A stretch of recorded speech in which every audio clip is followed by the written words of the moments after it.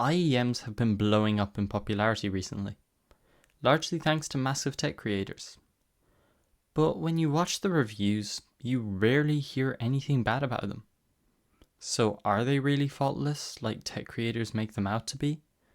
Or are they just another overhyped piece of tech? Well, I bought a pair to find out, the CCA CRA Pluses, which were highly recommended at around €30. I'll be comparing them to my Logitech G Pro X headset and comparing them to my Soundcore A40s, which are around €50, and of course the Logitech headset around 60. So, without further ado, let's get into it. So let's first start with what IEMs do well. Where I feel they excel is when it comes to versatility. Whether you're an audiophile, an editor, or a hardcore gamer, IEMs can really cater to all. When it comes to the listening experience, I found that they did very well on the bass, and they were actually very clear when they were tuned properly. And I specifically want to put a focus on gaming. When it came to gaming, many people assume that you need a big over-ear headset to get directional audio. But no, these IEMs heard really well. I could hear everything from exactly what direction it was happening in. And also, when it came to higher pitch noises like the F1 car's engine, they sounded really sharp and detailed. And when it came to powerful sounds like explosions, they were really deep and rumbling. Another thing IEMs do great at is noise isolation. Because IEMs are inside of your ears, they create a really strong seal which passively blocks out a lot of noise. This is great if you travel or if you work or game in a really loud environment. And the third point I want to highlight is customization. When it comes to IEMs, if the cable isn't long enough, you can swap it out for a longer one. You can also swap it out for a different color, a different pattern, and if the ear tips aren't comfortable, you can swap those out too. The options can be endless. Now, all of these things said, there are some serious flaws with IEMs, and these are things that I noticed straight away. First off, fit.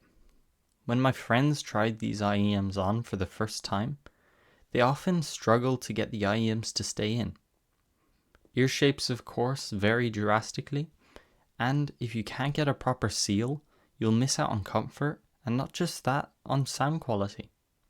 And speaking of comfort, prolonged use can be a real issue. Unlike over-ear headphones that create like a clamping force on the side of your head, IEMs create pressure inside of your ear, which is even worse. If you've ever worn earbuds for hours at a time, you'll know what I'm talking about.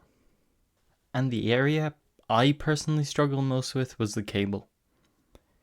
Unlike headphones where the cable goes in one side, with IEMs obviously being two separate buds, you need a cable going in both sides that then connects around the back of your neck, which when I was gaming or doing editing, it kept rubbing off of my neck, which just got really annoying.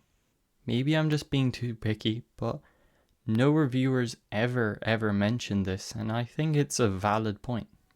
So are IEMs worth all the hype? Well, I think they can be, but it all depends on you, the viewer.